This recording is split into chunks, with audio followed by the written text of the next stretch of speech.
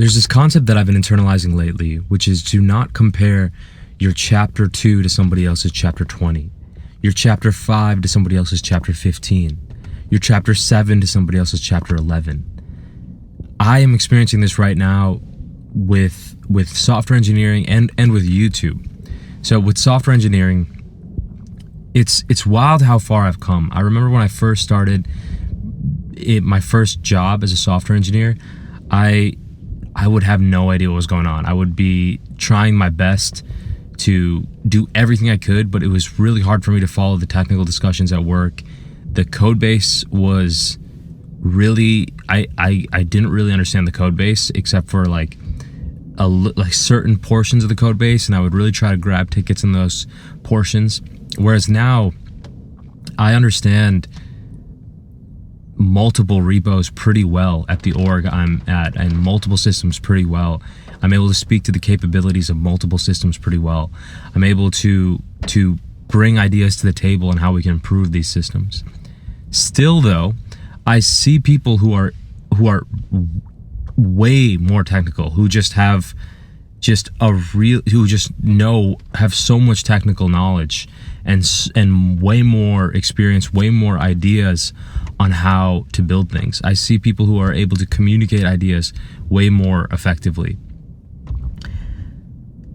On YouTube, it's similar. You know, I remember when I first started creating YouTube videos, I just wanted to get 20 or 30 subscribers. I thought, man, if I could just get one stranger, one person who I don't know to watch my videos, I would be so pumped.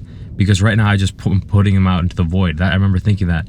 And now I have a couple hundred subscribers. Nothing crazy, but it's cool. I put out videos and people I don't know are watching them, and it seems like my videos are actually really helping some people, which is really cool. But still, I watch certain creators. That I watch a handful of creators, more than a handful. But I watch creators, and I realize I'm so impressed by their ability to speak really succinctly, to speak really clearly, to be so charismatic. What I realize with that too is that they're just farther in their journey. They're at a later chapter. And this brings me to another point, which is when we actually start to make some progress on a journey, there's this whole thing called the Dunning-Kruger effect, which I might make a video on. But when we start to make some progress on a journey, there's something that happens where our taste grows, but our skill has not caught up yet. And there's this concept where you go through this dip of sorts. So with software engineering, for example, right when you start, you're so excited and so motivated that you're not even aware. You don't even know what good looks like. But then you start to realize what good looks like. What does it actually look like for an engineer to be able to speak really succinctly and really communicate really well? What does it actually mean for an engineer to be able to design a complex system? What does it actually mean for an engineer to be able to find a bug very surgically? You start to realize that, and then you realize that your skill is lagging behind what you want, what your ideal is.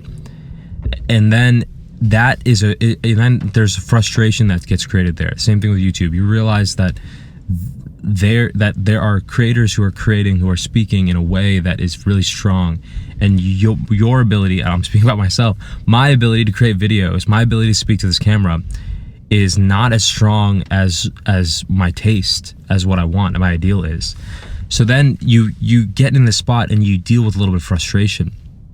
But this concept that I'm realizing is, if you're taking the actions every single day or every single week or every single month or whatever cadence that you think is correct, that's all you can do, and then the book will write itself. Maybe you have to change your actions, but if you keep taking the actions, if you keep just taking the actions, the book will write itself, and you don't have to stress. You don't have to feel frustration.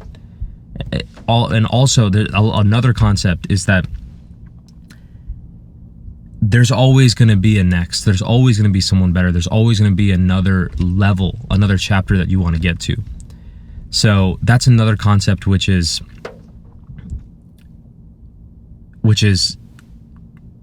if you're always looking ahead, you're never going to be satisfied with your current skill. So that's another concept, because I remember right now where I am, I used to dream about being where I am as a software engineer. I remember I would dream about being a software engineer at a large org, and not only being a software engineer, but being a heavy contributor who's getting strong performance reviews and handling a lot. I would dream about being where I am now, and now that I'm here, I'm dreaming about being even more impactful at an org. I would dream about being where I am now on YouTube, and now that I'm here, I want to grow this channel even more. So maybe you're dealing with this in your life in some way. Maybe this legitimately applies to anything, but I thought I would share because it's just such an important concept, which is don't compare your chapter 2 to somebody else's chapter 20. And that's all I have for y'all, and I'll talk to y'all in the next one.